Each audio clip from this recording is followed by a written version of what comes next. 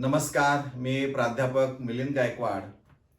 विद्यार्थी मित्रांनो, आपण इयत्ता 11वीतून 12वीसाठी दुसऱ्या उच्च माध्यमिक विद्यालयामध्ये जाण्यासाठी गेल्या महिन्यापासून प्रयत्न करत आहात. यामध्ये काही विद्यार्थ्यांना यश आलेलं आहे, परंतु काही विद्यार्थी आणखीन आहे त्या अवस्थेमध्ये आहेत.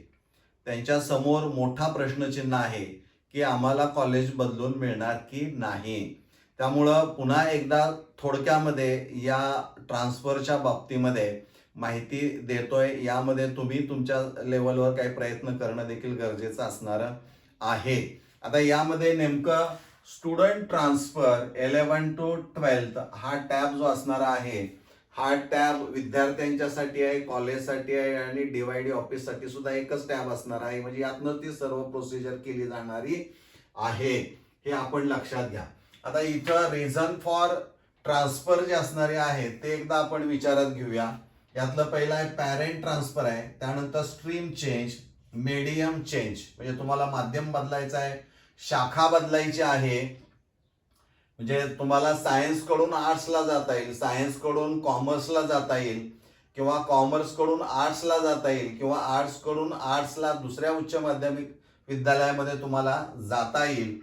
आणि दुसरं रिझन असणार आहे, अदर रिझन मध्ये college is far from home. हे सगळ्या विद्यार्थ्यांच्या बाबतीमध्ये आहे. साधारणपणे एक 25-30 किलोमीटर, 20-25-30 किलोमीटरचा डिस्टन्स असायला पाहिजे. फार या शब्दाचा जो अर्थ असणार आहे याला निश्चित स्वरूप असं काही नाही आहे. म्हणजे 10 किलोमीटर, 20 किलोमीटरच्या आसपास किंवा त्यापेक्षा पुढचं अंतर असायला पाहिजे. यासाठी तुम्हाला सबळ पुरावा, तुमचा रेसिडेन्शियल प्रूफ देणं गरजेचं असणार आहे. त्यानंतर मेडिकल रिझन म्हणजे मेडिकल सर्टिफिकेट जे असणार आहे ते अधिकृत मेडिकल ऑफिसरचा असायला पाहिजे. त्यानंतर चेंज ऑफ रेसिडेन्शियल ॲड्रेस, याही कारणामुळे तुम्हाला कॉलेज बदलता येऊ शकतं. त्यामुळं ही कारणं जी असणार आहेत यापैकी आता ही कारणं वाढवलेली आहेत. पूर्वी व्हॅलिड असं म्हटलं, त्यात सिलेक्ट करायचं नव्हतं, आता ही दिलेली आहेत. आणि मग तुम्ही ठरल्याप्रमाणे ते लॉग इन मधून जाणार. हे कारण यातलं कोणतंही कारण, college is far from home म्हटलं की तुम्हाला तिथं जे रिझन तुम्ही देणार आहे त्याचा एव्हिडन्स तुम्हाला तिथं अपलोड करायचं आहे. त्या एव्हिडन्सवर सही तुम्हाला करावी लागणार आहे. म्हणजे कारण सिलेक्ट करायचं आहे आणि त्याचा एव्हिडन्स तुम्हाला अपलोड करायचा आहे, त्याच्यावर सही असणं तुमची गरजेचं असणार आहे. सबमिट फॉर ट्रान्सफरला तुम्ही काय करणार आहात, क्लिक करणार आहात. ज्यावेळेस सबमिट फॉर ट्रान्सफरला क्लिक कराल त्यावेळेस ऍक्च्युली वर्क फ्लो म्हणजे प्रक्रिया जी आहे ती चालू कशा पद्धतीनं होते, तर इथं existing college DYD, new college new DYD या पद्धतीनं असणार आहे.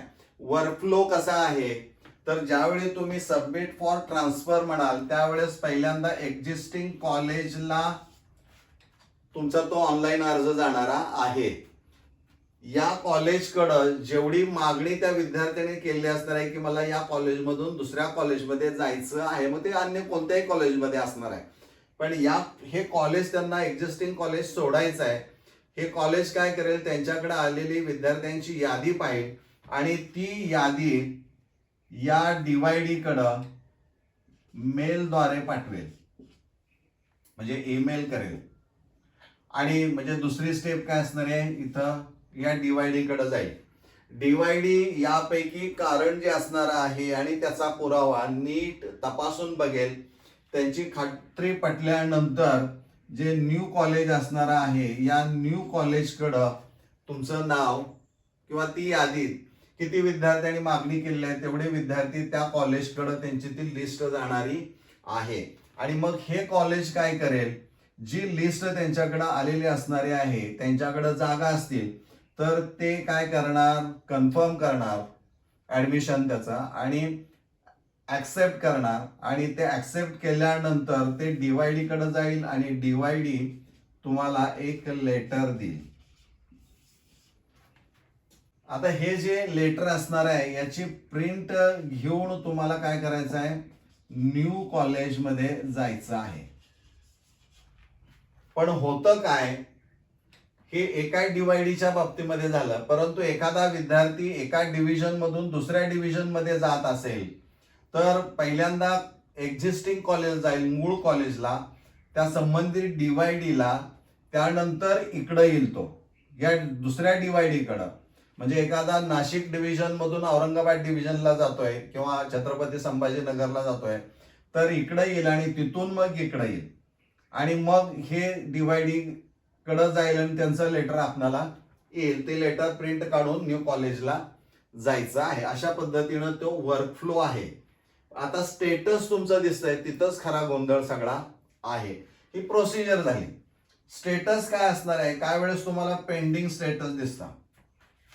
आता हे जे पेंडिंग असणार आहे ते कॉलेजने समजा एक्झिस्टिंग कॉलेजने अप्रूव्ह केलं असेल, परंतु DYDला वाटलं ते सबळ कारण नाही आहे तर ते पेंडिंग मध्ये टाकू शकतं. पण इथं कन्फ्युजन आहे की हेही कॉलेज बऱ्याच वेळा विद्यार्थ्यांना सोडत नाही, त्यामुळं पेंडिंग मध्ये ते पण दाखवू शकतं. त्यामुळं पेंडिंग ऑप्शन दिसत असेल तर एक्झिस्टिंग कॉलेजमध्ये जाऊन तुम्ही चौकशी करा. त्यांना सांगा की आम्ही अर्ज केलेला आहे, आम्हाला हे कॉलेज या कारणास्तव बदलायचं आहे, गरजेचं आहे आणि त्यानंतर ती पुढची प्रक्रिया चालू होईल. अप्रूव्ह ज्यावेळी असेल मग ते न्यू DYDनं अप्रूव्ह करू दे किंवा कुणी अप्रूव्ह करू दे, एक्झिस्टिंग DYDनं असेल किंवा न्यू DYDनं अप्रूव्ह केला असेल, अप्रूव्ह हा शब्द आला आणि त्याच्या खाली समजा लक्षात घ्या, त्याच्या खाली प्रिंट आणि डाउनलोड असं जर असेल तर ही प्रिंट काढा किंवा डाउनलोड करा. PDF असेल ते डाउनलोड करून घ्या. ते पत्र घेऊन नवीन कॉलेजमध्ये तुम्ही जायचं आहे. म्हणजे हे अप्रूव्ह झालं असेल तर इथं दोन ऑप्शन्स असणार आहेत प्रिंट डाउनलोडची.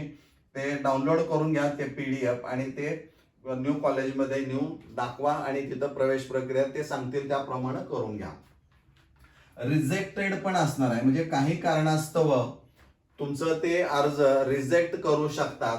ज्यावेळी ते रिजेक्ट म्हणतील त्यावेळेस तिथं देखील दोन असे ऑप्शन्स आपण म्हणूया किंवा टॅब दिसतील.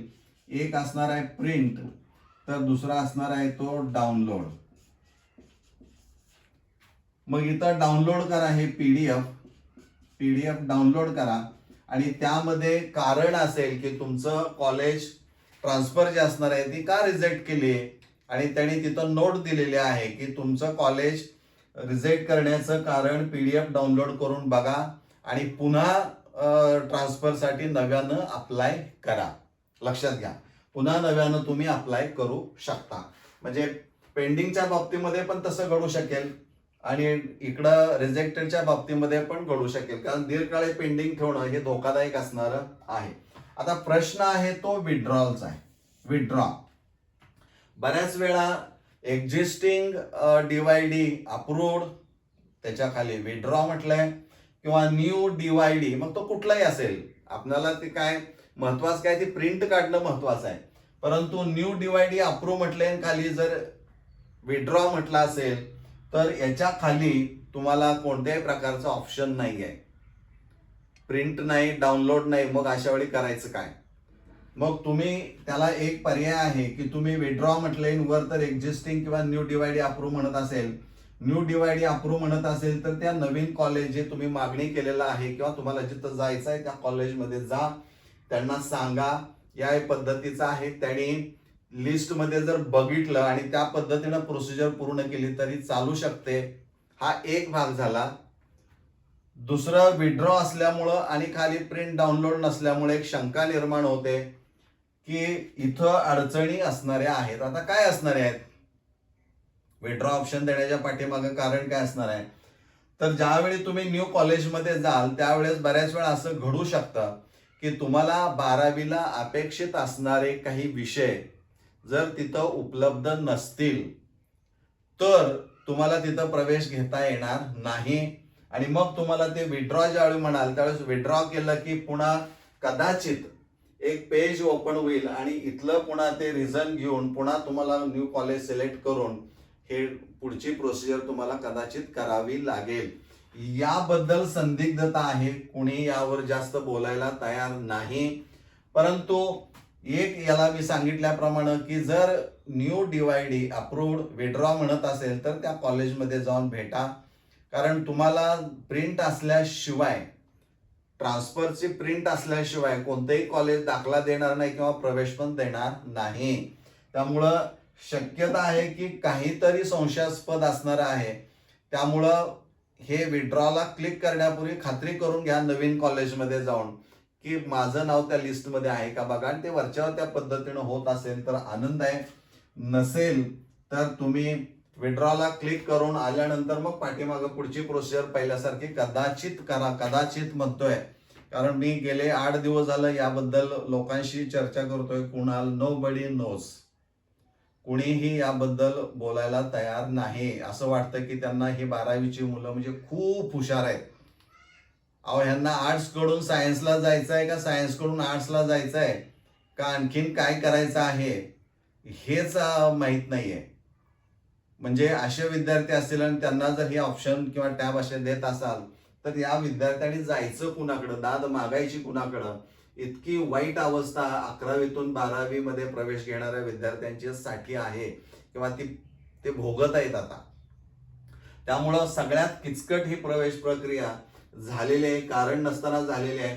प्रत्येक ठिकाणी जसं रिजेक्टेडला त्यांनी नोट दिलेली आहे की तुम्ही तुमचं जे रिजेक्शनचं कारण आहे ते डाउनलोड करून PDF घ्या, त्यामध्ये कारण आहे आणि पुन्हा ती प्रक्रिया पुन्हा नव्यानं सुरू करा.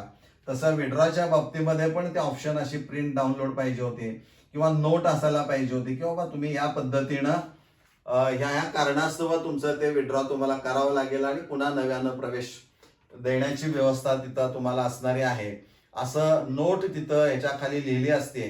तर विद्यार्थ्यांना मार्गदर्शन पाहिजे. म्हणजे एखादी सिस्टीम आपण एक्झिक्यूट करतो त्यावेळेस प्रत्येक टप्प्यावर येणाऱ्या अडचणी काय आहेत त्या एक्झिक्यूट करणाऱ्या माणसाला माहीत असायला पाहिजेत. त्यांनी विद्यार्थी होऊन त्या सगळ्या प्रक्रियेमधून जातोय असं समजून मग ह्या गोष्टी सगळ्या केल्या तर कुठेही अडचण येणार नाही. पण दुर्दैवानं फक्त कुठंतरी काहीतरी देतात आणि पुन्हा तुमचं तुम्ही बघा. यामध्ये गेल्या 25-26 तारखेपासून मला वाटतंय मुलं आणखीन हँगिंग पोझिशन मध्ये आहेत. अकॅडमिक इयर तर सुरू होऊन आता 2 महिने होऊन गेले. अभ्यासक्रम पुढे चाललाय, यांचं भविष्य काय हे आता त्यांनीच ठरवायचं आहे. त्यामुळे विड्रॉची कारणं काही असू शकतात. असंही असू शकेल की आता न्यू डिवाइडीनं मान्य केलंय पण मला पूर्वीच्याच कॉलेजमध्ये जायचं असेल, नो डाऊट. म्हणजे इथं असंही असण्याची शक्यता नाकारता येत नाही. त्यामुळे याच्याबद्दल जी काही संदिग्धता आहे त्याचे लॉजिक काय असणारे आहेत, आपण काय तर्क लावू शकतो ते तुम्हाला मी सांगितलेलं आहे आणि त्या पद्धतीनंच ते असणार आहे. परंतु क्वेश्चन मार्क हा तिथं 100% असणारा आहे, कारण आम्हाला त्याने प्रिंट डाउनलोड असा ऑप्शन किंवा टॅब दिलेला नाही. त्यामुळं आम्हाला खूप अडचणीचं वाटतंय. तर तुम्ही त्यांना डायरेक्ट जे जिथं इथं संपर्क अधिकारी तुमच्या विभागातले त्यांना विचारा की आम्हाला न्यू डिवाइडी अप्रूव्ह म्हणताय, विड्रॉ दिलंय पण याची प्रिंट निघू शकत नाही. यामुळं आम्ही ते मान्य करायचं का नाही, का काय समजायचं, का नवीन कॉलेजमध्ये मग सांगितल्याप्रमाणे हेलपाटे घालायचे. तर हे पुन्हा एकदा थोडक्यामध्ये सांगतोय, हे नीट समजून घ्या आणि या पद्धतीनं या महिना अखेरपर्यंत जास्तीत जास्त कदाचित तुम्हाला ही प्रवेश प्रक्रियेमध्ये सामावून घेतील असं वाटतंय, कारण दीर्घकाळ हे चालू देणार नाहीत. त्यामुळे लवकरात लवकर आपले प्रयत्न करून प्रवेश घेण्याच्या दृष्टीनं विचार करा. आपण इथं थांबूया. धन्यवाद.